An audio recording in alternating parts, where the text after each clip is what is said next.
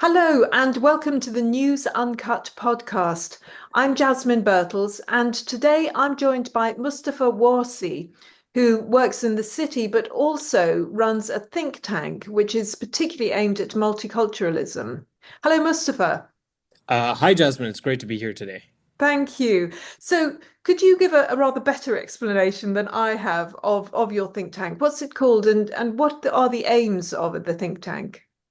Certainly. So the think tank is called Pickthall House, and it's devoted to a study of pragmatic liberal policy aimed at the sort of like define what we believe to be the defining problems of today, namely multipolarity. The global world order is changing, and also multiculturalism and diversity, namely that even within societies, particularly in the West, they're getting increasingly diverse, both in terms of their ethnic makeup, but also in the political attitudes of the people that constitute these societies. And I feel like these problems have mostly been glossed over for the better part of the last 20 years, that Britain historically has had a rather pragmatic approach, and one that it's chosen to obviate, mostly by virtue of carelessness or negligence. And it's something that we'd like to re-highlight once again from the point of view of traditional British values.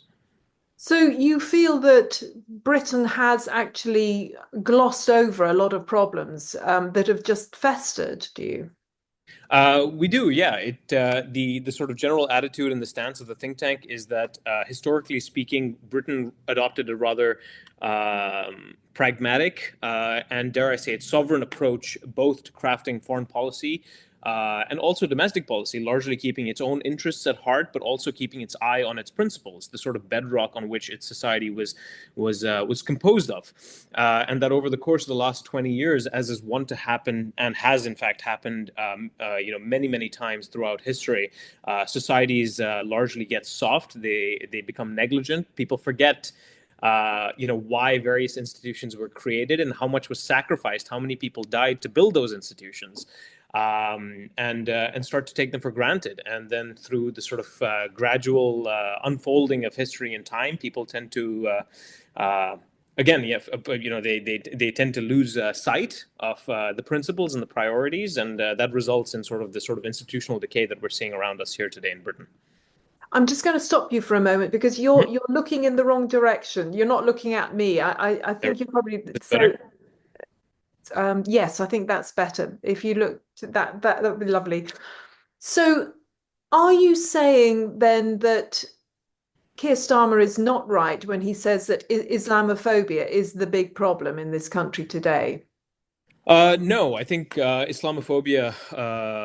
I think that while it's definitely true that there are sections of the populace that are Islamophobic, and where Islam has often been instrumentalized for political goals, as we've often seen in the wake of the Southport attacks, and also in the sort of response to the grooming gang scandal that's currently gripping the nation, it seems to me to be the case that Islamophobia, by and large, is not an intrinsic property of British society. It's not. It's certainly not an intrinsic property of British society. A huge chunk of this population is, in fact, Muslim, and by and large, attempting to live in peace. I feel like further politicizing the issue further brings them to the spotlight when most of them just want to sort of go about their everyday lives.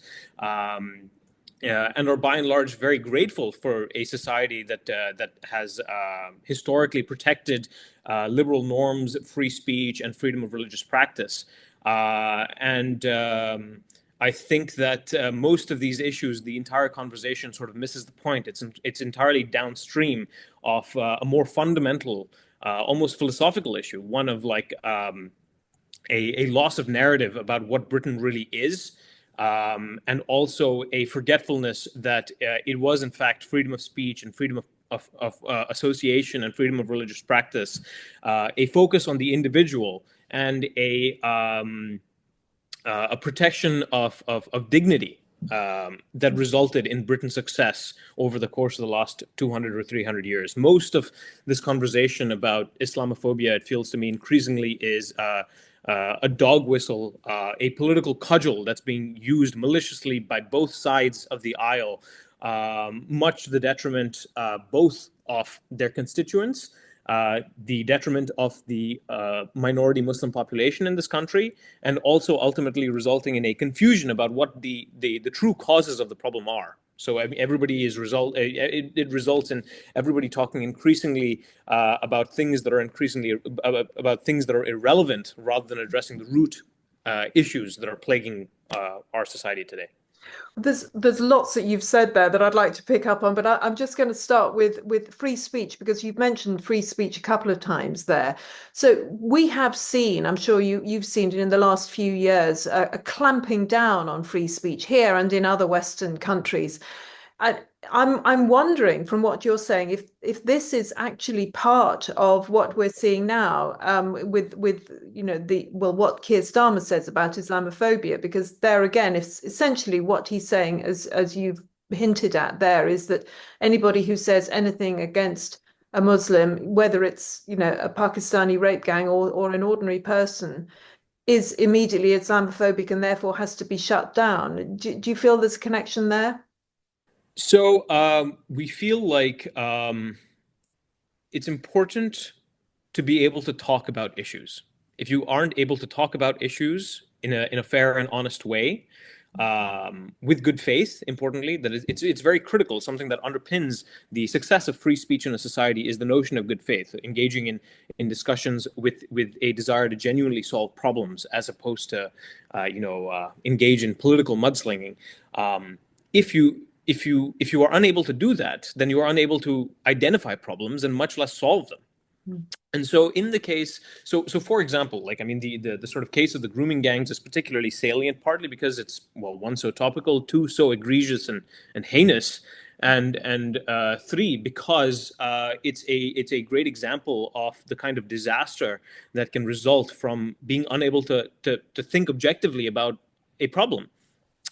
And so Pickthall House's stance generally was to express was one, simultaneously to and we've done this in the past, to sort of soft endorse the idea that the government should adopt, importantly, a non-legally binding definition of Islamophobia, but at the same time not to just sort of push under the rug, not to use this as a cudgel to silence any free speech. If it is in fact the case, for example, if it is in fact the case that on an investigation of the matter, that it turns out that there are in fact cultural attitudes that are pervasive within certain subcultures of the Pakistani community in the north of England, for example, and that this is in fact demonstrably causally linked to the sort of violence, then these are things that we need to understand and that we need to address.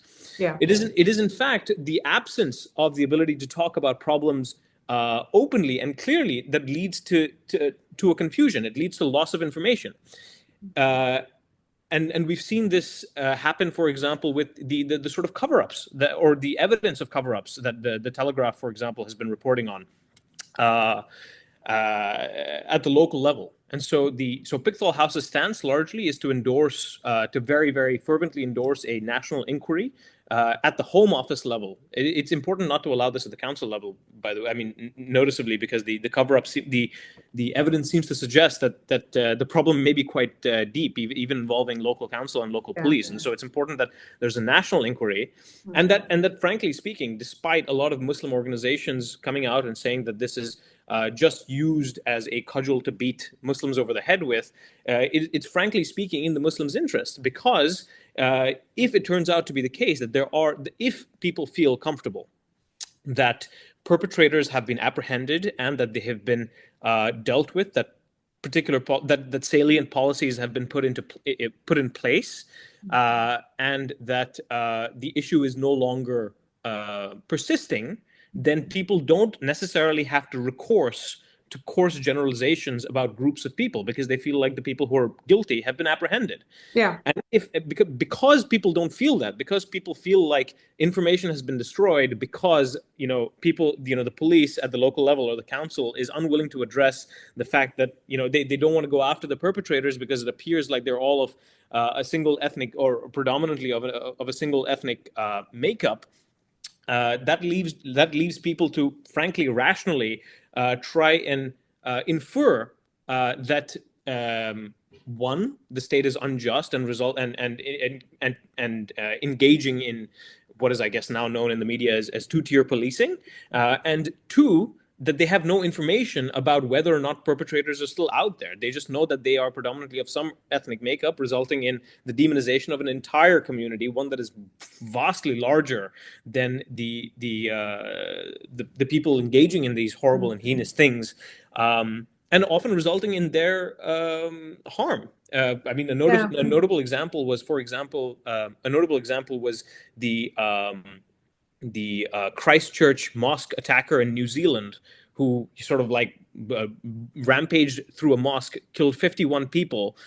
He had "For Rotherham" written on the side of his gun because when people feel like justice is not adequately being purveyed by the government, people feel the need to take matters into their own hands, much to the detriment of everybody involved, particularly because they do so with inadequate information. So I think, I mean, something that's coming out from what you're saying is that the whole way in which we have organized Mhm.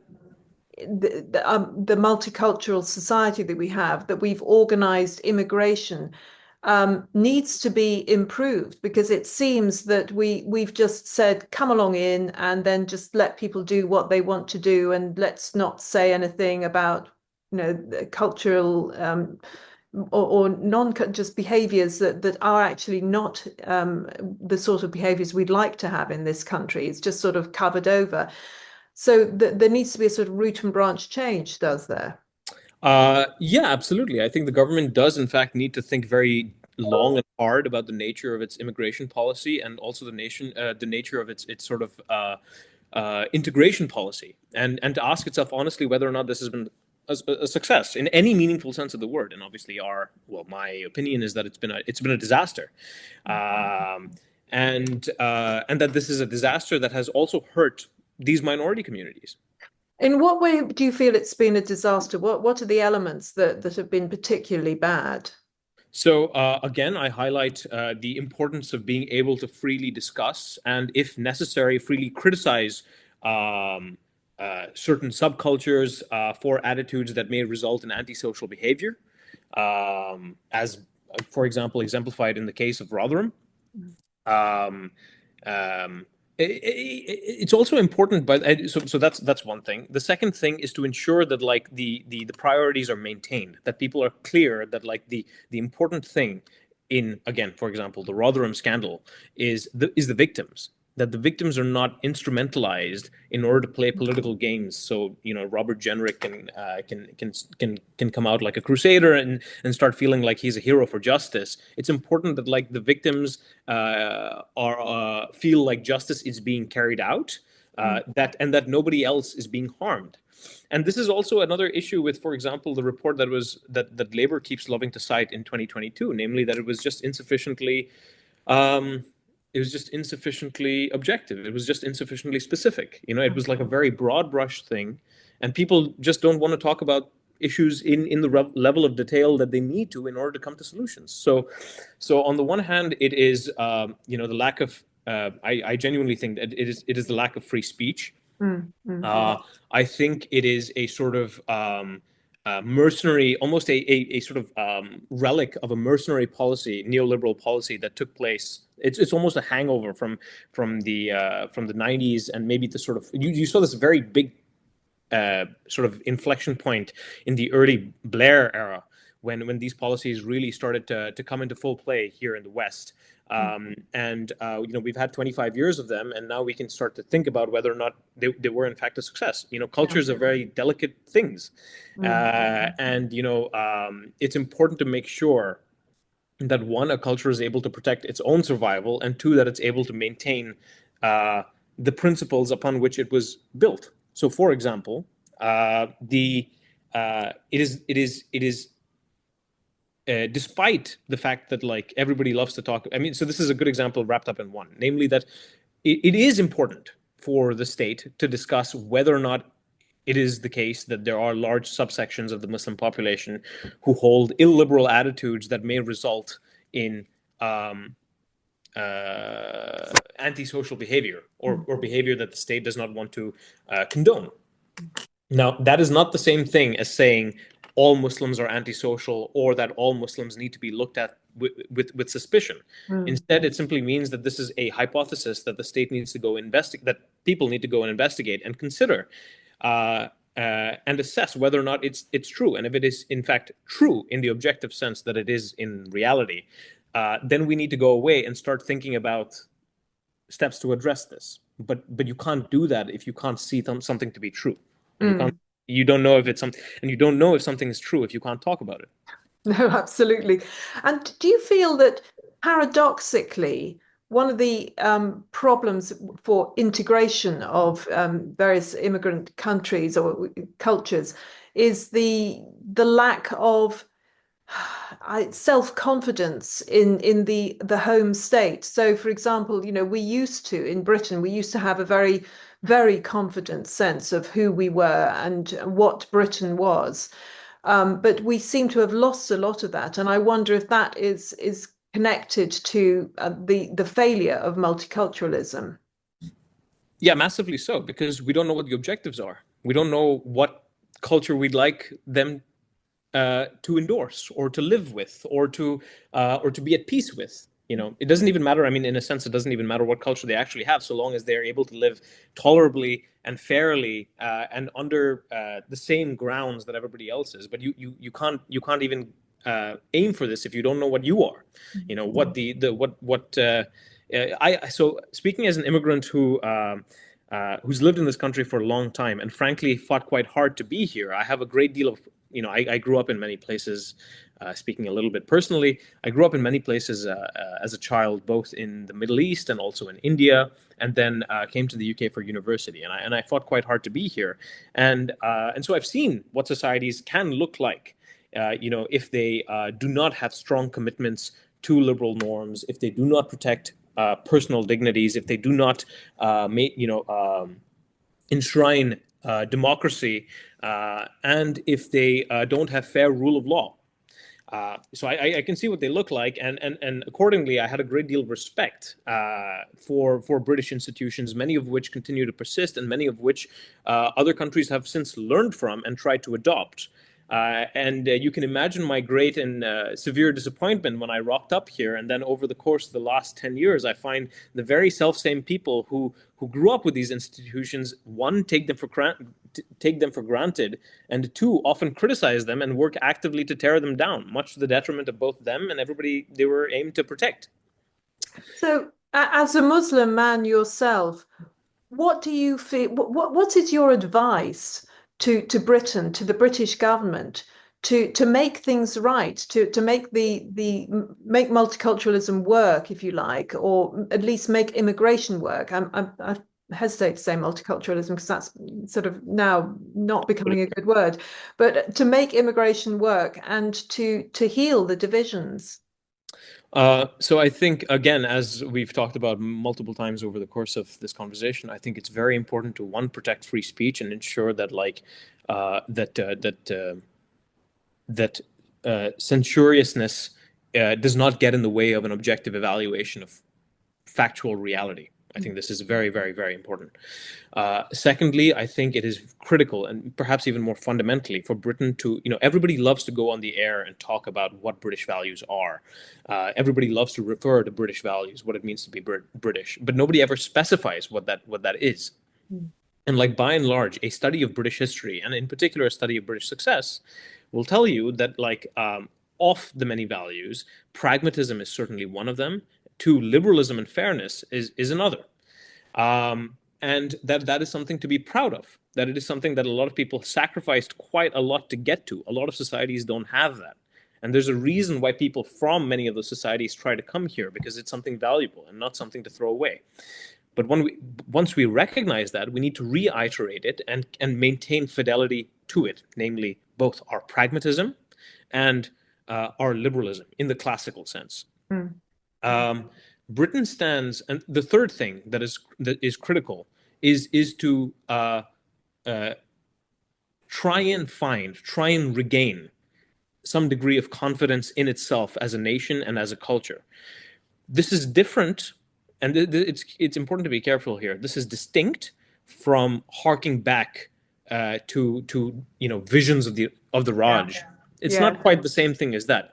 Regardless of the colonialism or whatever, it is in fact the case that Britain, for most of its history, most of its recent history, is an incredibly successful society, and it should be proud to be successful.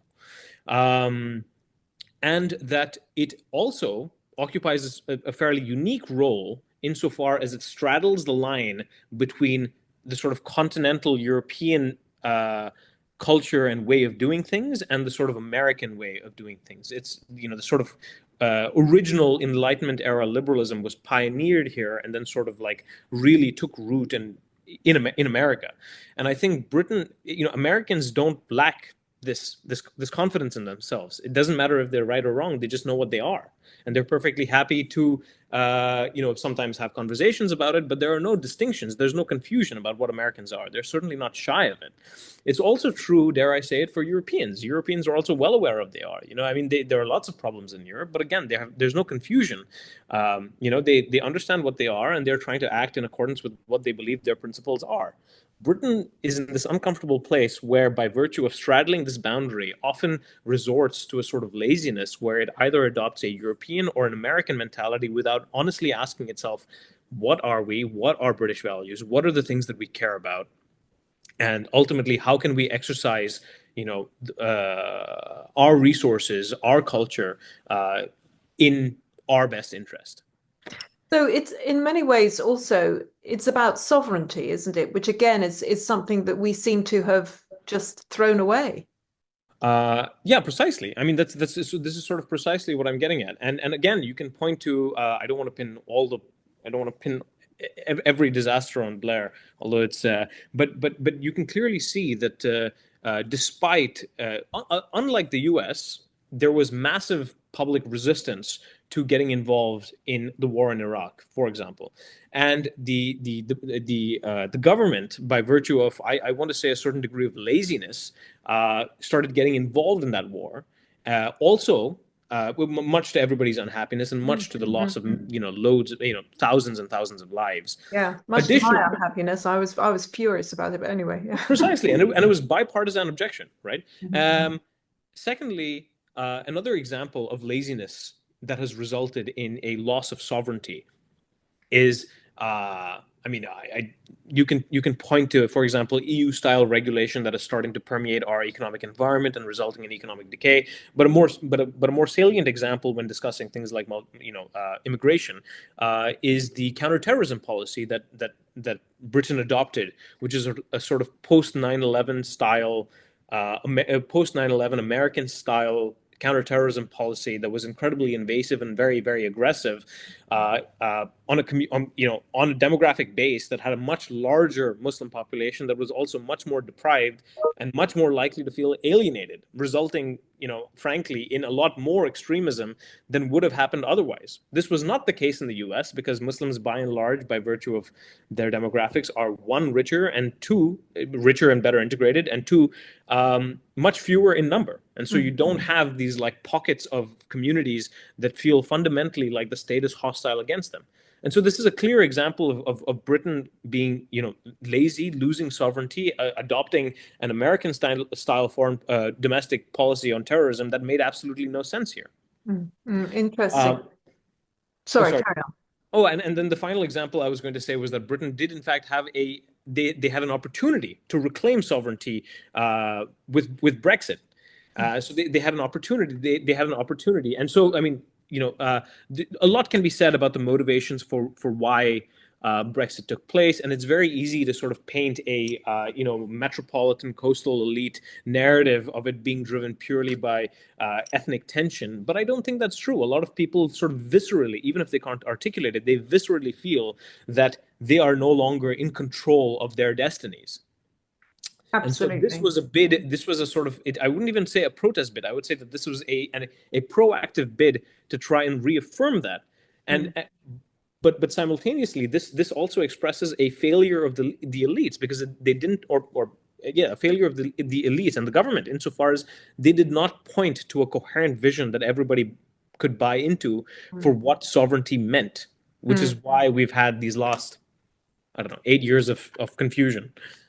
So finally, Mustafa, what do you feel we as individuals can do? Because, I think so much of what you're saying makes perfect sense. And we think, yes, if only the government would do that, if only they would but increasingly there isn't a they. They seem to be hopeless, frankly, and it doesn't matter what color of they are. What can we as individuals do to turn things around? So that's a very good question. I will think about it for a moment. I'm I, guessing, for a start, we can speak to, just for starters, we can speak to our local MPs, particularly if we're in areas that have a high level of immigration. But it's hard to know definitely what to say to the MPs. Certainly. So I think that I certainly think that it's important to petition or get involved more in politics and policy. I think that democracy only functions meaningfully with an engaged and informed citizenry. I think that it's important to okay. So at the local level, a lot of these are fairly abstract problems, and so at the personal level, one, it is important to iterate both to yourself and to the people around you that it is not a bad thing to be British, that it is in fact a good thing to know, what British values are and to be proud of them. Mm, mm, Secondly, I think a certain degree of restraint needs to be maintained insofar as uh, we ensure that while we are discussing things with other people, that we don't fall into the sort of fractiousness um, that can only highlight and worsen communal tensions, rather that we maintain good faith in discourse. Thirdly, that we continue to campaign for the removal or obviation of any obstructions to free speech, that we protect, journalistic independence, and that we continue to put public pressure on the government to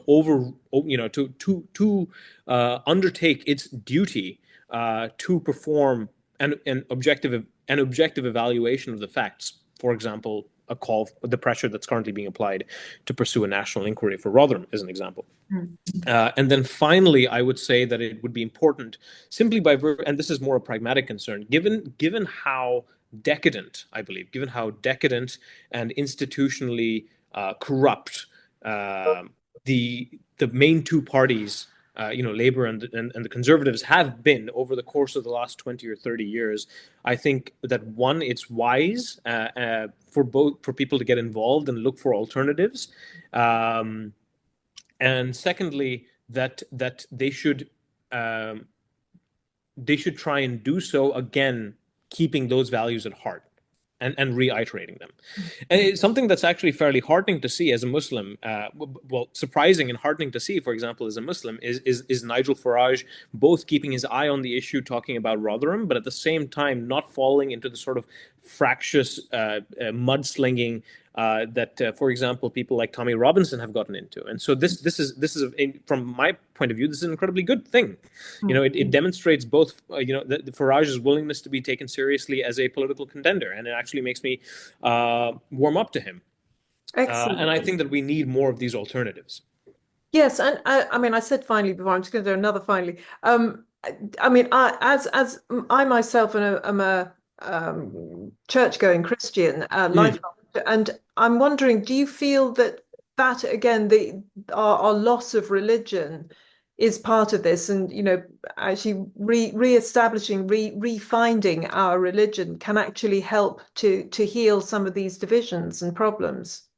I think massively so. I think that the church is absolutely instrumental in maintaining intercommunal relations and has played that role in the past. And over the course of the last maybe 20 years has grown so enervated and so subservient to both the state and modern secular culture that it has just allowed itself to retreat into private life. There's a sort of something that a lot of there's a somewhat artificial distinction almost between the way in which one must carry themselves in public as members of as members of a nation and in private. How can it really be the case that there exists this very strong distinction between your most fundamental, deepest held beliefs and the ways in which you carry yourself in public? I think that if you understand and if you recognize this, then one, we should be open to and humble and accepting of religious practice, both in public, something that is now seen quite with quite a lot of skepticism, something that I find quite sad. And that we need, so that we need to be more humble and accepting of religious practice in public life, and that secondly, that the church, again, from continuing the theme of finding confidence, needs to reassert itself more in maintaining intercommunal relations and bringing more meaningful dimensions to people's lives. There's a great book by an American sociologist called Bowling Alone, where from the 80s he discusses the idea that people's lives used to be richer insofar as they had so many different spaces to meet with and interface with other people to express different aspects of their life. And it is in the harmonization of all of these different aspects that that a meaningful life is to be found. And instead, what has happened is all we have is this sort of binary distinction between a private life devoted to sort of material consumption and a sort of public life mostly devoted to material gain. This has sort of hollowed out the heart of a lot of our societies, and I would argue more philosophically is part of what is causing the malaise that everybody is feeling, despite the fact that we are richer as a society than we've ever been before. What is lacking in some sense is meaning, and this is something that the church the church and religion more generally has responsibility to provide, so long as we are open to receiving it. Funnily enough, speaking about the church, a lot of people who attack Muslims like to highlight tensions between Islam and Christianity somehow, as if they're which I find is just a very lazy rehashing of crusade narratives from 1,000 years ago. But almost every Muslim I know absolutely adores living in spaces where there exists a local church. They love hearing church bells. They genuinely feel very fond of them, and a lot of people have expressed to me very directly. I mean, Muslims have expressed to me religious Muslims have expressed to me very directly that they would absolutely love to live in a country with churches, and they're just sad that nobody goes there anymore. Yeah, absolutely. Well, that's really fascinating, Mustafa. Thank you so much for those insights. If one wants to know more about your think tank, where do we go? You can find us at www.pickthalhouse.org, or you can find us on Twitter at Pickthall House. Great. Thank you so much for that, Mustafa. Mustafa Warsi there, who runs a think tank that particularly looks at multiculturalism and the problems thereof. This has been the News Uncut podcast. Like, share, tell all your friends. We produce these podcasts regularly where we look at serious issues and we look at them from a free speech approach. Do join us next time. Thank you very much. Thank you so much, Jasmine. Great. I will